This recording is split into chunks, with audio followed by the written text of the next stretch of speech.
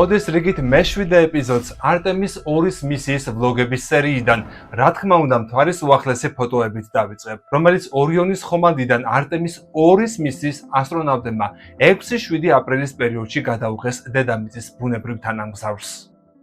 არტემის 2-ის ეკიპაჟმა ორიონის კაფსულიდან გადაიღო მთვარის უახლესი ფოტოები, მისი flyby-ის, იგივე ახლოს გარშემოვლის დროს. ამ სურათებში რამდენიმე მნიშვნელოვანი დეტალია, რაც განსაკუთრებით საინტერესოა როგორც მეცნიერებისთვის, ისე ფართო საზოგადოებისათვის. პირველი ეს არის მთვარის ზედაპირის დეტალები უმაღლესი გარჩევადობით. ასტრონავტების მიერ გადაღებულ ფოტოებში მკაფიოდ ჩანს დიდი კრატერები, მაგალითად ტაიქო, კოპერნიკუსის ტიპის სტრუქტურები, კრატერების სხივური სისტემები, ნათელი ხაზები, რომლებიც აფეთქებების შედეგად გავრცელდა, მარია, მუქი ბაზალტური ველები, ძველი ლავის ზონები. განსხვავებით აპოლოს ეპოქის ფოტოებიდან თანამედროვე კამერები ბევრად მაღალი ხარისხისაა, ამიტომ ზედაპირის ტექსტურა უფრო მკვეთრად და დეტალურად ჩანს. მეორე, ეს არის მთვარის ჰორიზონტი. ფოტოებში ნათლად ჩანს მთვარის მრუდე ჰორიზონტი, ძალიან მკვეთრი ჩრდილები, რადგან მთვარეზე ატმოსფერო არ არის. ეს ჩრდილები მეცნიერებს ეხმარება რელიეფის სიმაღლეებისა და ფორმების შეფასებაში. მესამე, Earth Rise, ანუ დედამიწის ამოსვლა. ერთ-ერთი ყველაზე მნიშვნელოვანი კადრია. დედამიწა, რომელიც ამოდის მთვარის ჰორიზონტიდან.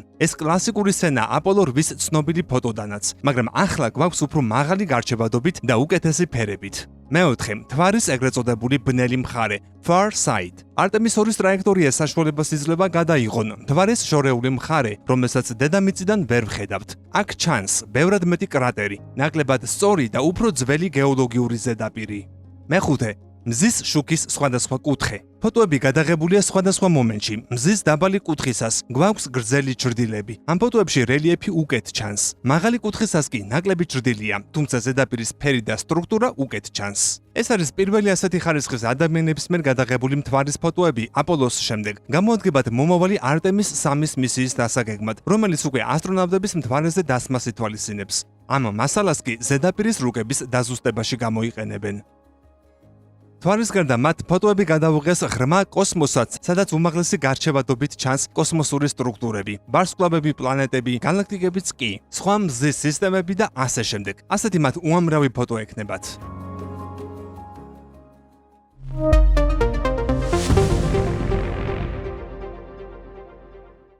მოკლედ, აღსაქმნად საოცრად მომხიბვლელი ფოტოების გარდა, ამხელა დატვირთვა აქვს ამ ფოტომასალას. ამ ეპიზოდშიც წარმოგიდგენთ ყველა იმ სიახლეს, რომელიც ფრენის მიმდინარეობისა და ეკიპაჟის ჯანმრთელობის შესახებ მეტის გაგებაში დაგეხმარებათ. გაჩვენებთ NASA-ს ყოველდღიურ პრესკონფერენციას 7 აპრილის შეჯამებისას NASA-ს ადმინისტრატორი ჯარედ აიზეკმენიც იღებდა მონაწილეობას.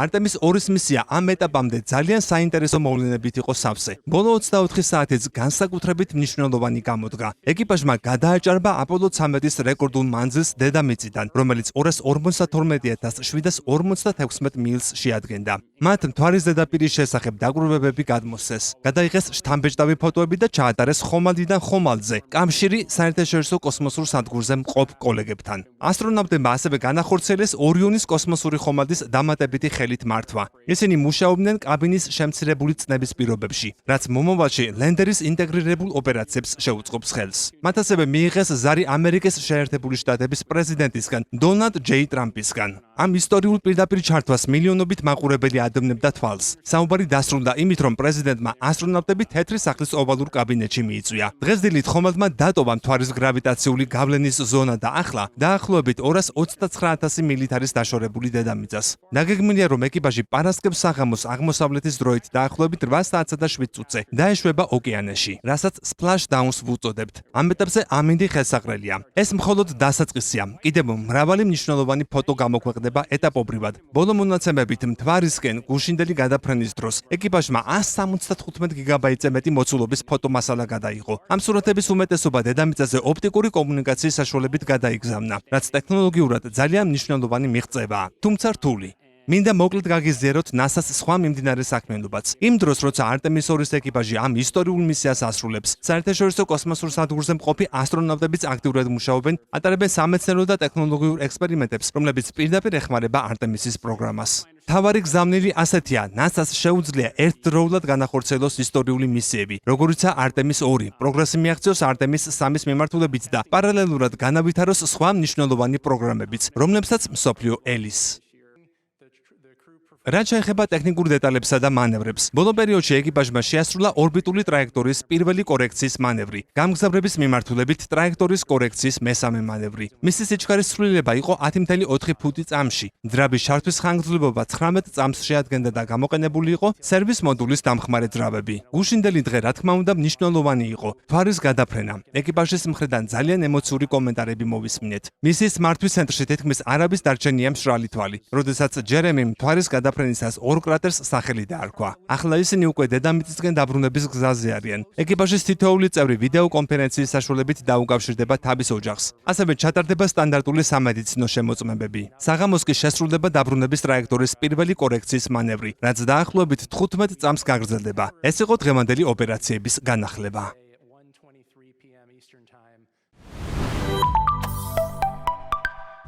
რა თქმა უნდა, სიახლეების პარალელურად გთავაზობთ ყველა იმ საჭირო ინფორმაციას, რაც ამ მისიასთანაა დაკავშირებული. ამ სერიაში გაგაცნობთ ყველა იმ მთავარ მოსაზრებას, თუ რას ამბობენ ასტრონომიულ საზოგადოებაში მთვარის მისია არტემის 2-ის შესახებ და რა მოლოდინები აქვთ ასტრონომებს მსოფლიოდან. ასტრონომიულ და სამეცნიერო საზოგადოებაში არტემის 2-ის მიმართ მოლოდინი ძალიან მაღალია. ეს არ არის უბრალოდ მორიგი კოსმოსური გაფრენა. ეს არის 50 წლიანი პაუზის შემდეგ ადამიანის ღრმა კოსმოსში დაბრუნება სიმბოლო. ეს მნიშვნელოვანია, მაგრამ არა მეცნიერული აღმოჩენებისთვის. მეცნიერთა უმრავლესობა თვლის, რომ არტემის 2 ყოველთვის იყო სისტემა, ტესტი, არა მეცნიერული მისია. მისი მთავარი მიზანი არის ორბიტალური რეალური ექსპერიმენტი, ადამიანის მონაწილეობით და არმოელის დიდი ახალი მეცნიერული აღმოჩენების გაკეთებას დანიშნულების ადგილზე. ამას NASA-ც ხაზს უსვამს. მისია დაგეგმილია როგორც ფლაიბი, ანუ მყისერი ბრუნვა მთვარის გარშემო და არა ლენდინგი ან მეცნიერება ქმედებების ზედაპირზე. ადამიანი როგორც მეცნიერების გაგზავნილი თვალები. ზოგი მკვლევარი და NASA-ს მეცნიერი პროგნოზირებს, რომ არის განსხვავებული უნიკალური ღირებულება იმაში, რომ ადამიანთა თვალით მზის სხვადასხვა კუთხით შეისწავლონ მთვარის ზედაპირის ტექსტურა და ფერი. ეს არის მცდელობა გამოიყენოს ადამიანის აღქმა, რაც რობოტული კამერებიდან განსხვავებულ ინფორმაციას იძლევა. ეს არის არა იმდენად ახალი აღმოჩენა, არამედ ვიზუალური შეფასება, რაც დაგვეხმარება მომავალი მისიებისათვის გამოავლინოს საინტერესო უბნები. ჯანმრთელობის კვლევები და რადიაცია.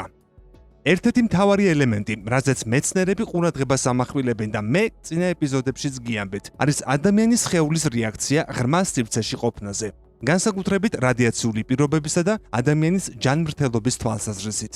უზარმაზარი მონაცემი იქნება იმისთვის, რომ უკეთ გამოიკვლიონ, როგორ მოქმედებს რადიაცია, სტრესი და სხვა ფაქტორები ასტრონავტებზე და როგორ განისაზღვროს სხვა ფაქტორები ჯანდაცვის მომავალ სტრატეგიაზე, განსაკუთრებით არტემის 3-სა და შემდეგ მარსის გეგმებზე. ტექნიკური და სისტემური მცდელობები. ასტრონავტები და NASA-ს წარმომადგენლები ხშირად აპელირებენ იმაზე, თუ რატომ არის მნიშვნელოვანი არტემის 2. მას შემდეგ, რაც არტემის 1 წარმატებით შესრულდა, ახლა მნიშვნელოვანია დამტკიცდეს ორიონ კაფსულის სისტემა, ღრმა სივრცეში გამოდგება თუ არა. სიცოცხლის მხარდაჭერა, კომუნიკაციები, მართვა, მზის რადიაცია და სხვა მთავარი ელემენტები. ეს არ არის მხოლოდ სტატუსი, ეს არის პირველი ნაბიჯი მომავალ, უფრო ამბიციურ მისიებზე, მთვარეზე დაშვებასა და მის მიღმა წასვლაზე. საერთაშორისო და სტრატეგიული გავლენა.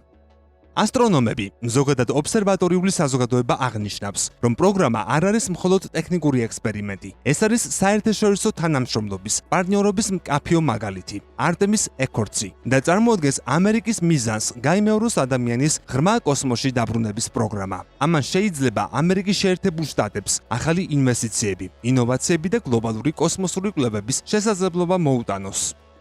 გლობალური ასტრონომიული საზოგადოება არტემის 2-ს აღიქვამს როგორც სტრატეგიულ გარდამავალ საფეხურს. საერთაშორისო პარტნიორები და კვლევითი ინსტიტუტები განსაკუთრებულ მნიშვნელობას ანიჭებენ არტემის ეკორცის ფარგლებში თანამშრომლობის გაღრმავებას, რაც მიზნად ისახავს მთვარის მშვიდობიან, გამჭვირვალე და მდგრად კვლევას. ასტრონომთა ნაწილი აღნიშნავს, რომ ადამიანის მონაწილეობა ასეთ მისიებში არა მხოლოდ ტექნოლოგიური წინსვლაა, არამედ საშუალებას იძლევა უკეთ იქნას შესწავლილი ადამიანის ფიზიოლოგიური და ფსიქოლოგიური რეაქციები ღრმა კოსმოსურ გარემოში. ინფორმაცია, რომელიც გადამწყვეტია როგორც მთვარის, ისე მარსის მომავალი ექსპედიციებისთვის. სოფლიო მეცნიერები ამ მისიას განიხილავენ როგორც გენერალურ რეპეტიციას მთვარეზე დაშვებამდე. მეცნიერები ხაზს უსვამენ, რომ ამგვარი ტესტირება აუცილებელია მომავალში უფრო რთული მისიებისათვის, განსაკუთრებით კი არტემის 3-ისთვის, რომელიც მთვარის ზედაპირზე ადამიანების დაბრუნებას ისახავს მიზნად. განსაკუთრებული ყურადღება ეთმობა კომუნიკაციასა და ნავიგაციას. კომუნიკაციას იმიტომ, რომ ლაზერული კავშირის გამოცდა მონაცემების სწრაფი გადაცემისთვის უნდა მოხდეს. ნავიგაციას კი იმისთვის, თუ რამდენად ზუსტად შეძლებს ხომალდი მთვარის მიზიდულობის გამოყენებას დედამიწაზე დასაბრუნებლად. პოზიტიური მოლოდინების მიუხედავად, ექსპერტები ყურადღებას ამახვილებენ პროგრამის ფინანსურ და დროით გამოწვევებზე. ზოგი ასტრონომი შიშობს, რომ მასშტაბურმა ადამიანურმა პროგრამებმა შესაძლოა სხვა ასტრონომიულ კვლევებს წაართვას დაფინანსება, მისი ძვირადღირებულობიდან გამომდინარე. მაგალითად, ორბიტალური ტელესკოპებისა და ფუნდამენტური კოსმოსური მეცნიერების მიმართულებებს. ამასთანავე, მისიის წარმატება ან შესაძლო ტექნიკური სირთულეები მნიშვნელოვან გავლენას მოახდენს არტემისის პროგრამის მომდევნო ეტაპებზე და მთლიანად ადამიანის ღრმა კოსმოსში დაბრუნების სტრატეგიაზე.